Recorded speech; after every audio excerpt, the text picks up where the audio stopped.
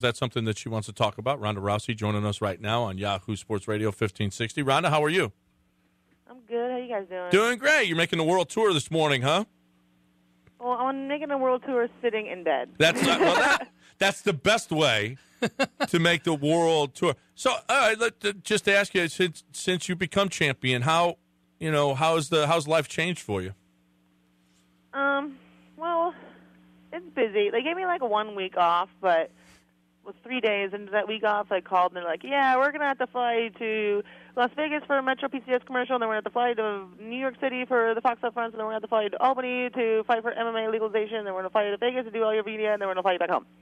And then I put down my buffalo wing, and I called my nutritionist, and I was just panicking because I got myself cankles within 3 days. I was like, "Help me! I gained 15 pounds."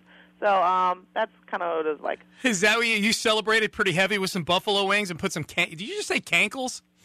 Hell yeah, cankles happen. Look, it's not like it's not like cankles what you think of. It's when you're cutting down to weight. Yeah. Like you try to get the lightest weight you can while being still at your most like efficient. Like you're trying to get at the peak of human potential, pretty much. And after that, and like I eat perfectly and I train perfectly, and then afterward they're like, "Go nuts!" Right. And so then I just get to eat a bunch of buffalo wings and super salt and processed food and all this stuff that I don't train, and your body just goes into shock and like absorbs everything. Like you swell up, and so it's more like I like would swell up like. You know how your legs feel when you get off of a plane, and it's like your calves are like stretched out. Right. Yeah, that's us all the time. I feel like that all over. Well, that's and so.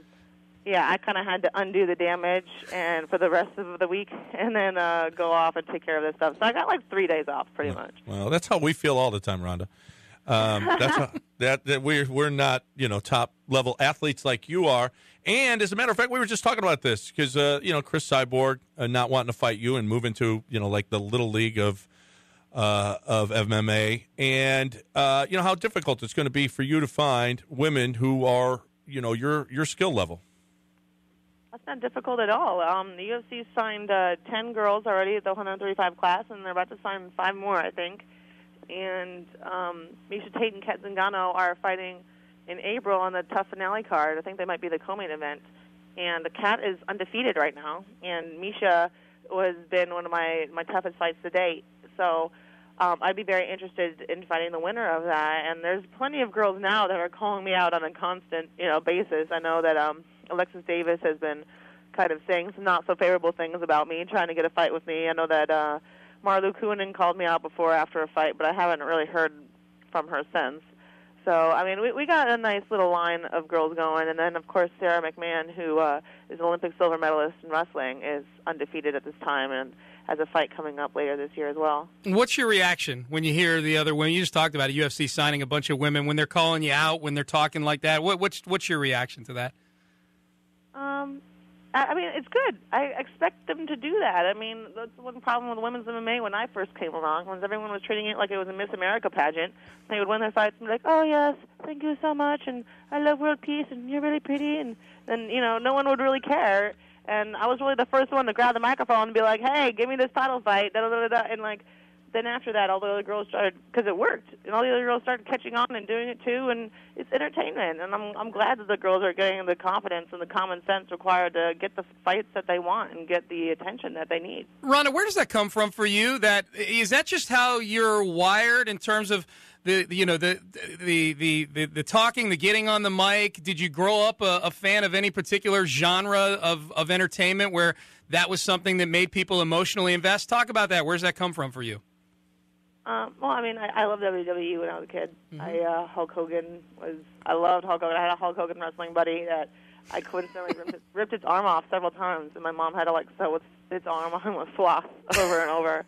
But I was actually very, very shy, and when I was a kid, and speaking publicly was just something so scary to me, and it was something that I really grew into, and it wasn't really until after the 2008 Olympics when I started bartending and stuff like that I started really feeling a lot more confident, just starting conversations with people out of nowhere and stuff like that. I mean, I remember the first time I had to give a speech. I think I gave a speech for John Hancock in front of like a bunch of students, and they were all going to college, and I dropped out sophomore year of high school, and I felt like the biggest idiot ever in front of them, and I just wrote down a bunch of bullet points on the back of a Dunkin' Donuts receipt, and I tried to get out of it. I wanted to run out of the building, but I went out there and just did it, and I did an amazing job. You know, they really liked it, and so it was just, there was a lot of fear to overcome. But I mean, once I got past that part, I feel like I really am kind of a natural at it. Yeah, I mean, there was already talk about you and your movie career, and Dana didn't sound all that thrilled about that. Is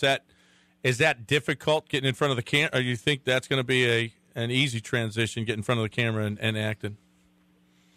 You know, I'm a fighter first. I've been fighting my whole life, and there's a very small window of opportunity to fight, and there's a much larger window of opportunity for the Hollywood stuff. And I've seen other fighters jump on the first opportunity that they had to go do some movie things, and then they kind of lost their rhythm, and they fell out of the fighting lifestyle, and they never really were able to get back into it again. And like Rampage Jackson is a prime example of that. He was doing really well and went and did the A-Team, and then after that he never really regained his stride in fighting, and then Hollywood kind of lost interest in him because they knew him from fighting. And so I have to really make sure that I make fighting my priority, and if we can fit some movie stuff in between and make it work out, then awesome. But otherwise, I'm going to probably wait till after I retire to make it my number one priority. All right, you trained with Nick Diaz, and he's fighting GSP. Tell us about Nick's chances. I always have the utmost faith in Nick. But, you know, GSP is an amazing athlete and has been a champion for a very long time, and this is why it's an extremely highly anticipated fight. So, I don't know, man. We'll see. I really believe that Nick can win it. I really do. But I also know that GSP is pissed off. So this is probably going to be the most entertaining fight that we've seen from either of them. And, yeah, I can't wait to see it. And, as always, I'm rooting for my boy Nick. That's great stuff. Hey, we'll let you go. We know you're going around the world right now in your bed, which is the best way to do it. Congratulations on the success, and we're looking forward to seeing you fight again soon. Thank you so much. Thank you for having me on. All right, there's Ronda Rousey right here on Yahoo Sports Radio 1560. Good stuff. When she said she was doing it from bed, I was really I was bracing myself. Well, I was waiting for you to ask her what she was wearing or something like that. Well, I would imagine she's in some kind of nightgown. Yeah, well, you would imagine. I thought you might maybe remove the imagination and ask her. That's your go-to question usually when a woman comes on the show. Yeah, but see, there's a difference, though. I don't usually do that with a woman who can kick my ass. Yeah, that's what I'm saying? Right. No, I do know what you're saying. That's the problem with She was good. She's good. No. Yeah. She's a natural. Yeah. She's going to be a star. And, obviously guys going to want to watch her fight. I'm not buying her that everybody's, even though they just signed 10 women, that they're going to be at her skill level. Yeah. I mean, the Texans will probably sign 10 wide receivers. Yeah, none of them are Andre Johnson. Yeah, right. Exactly. I think that's what I'm saying. So, I mean, sure, she's got to play it up, and those girls are all talented and, whatever. 7-0, 7 wins by submission. It's her career record. Pretty as good. A pro. Mm-hmm. Yeah, that's pretty good. 1042, Yahoo Sports Radio, 1560. Johnny Harris and Crosstalk. Brought to you by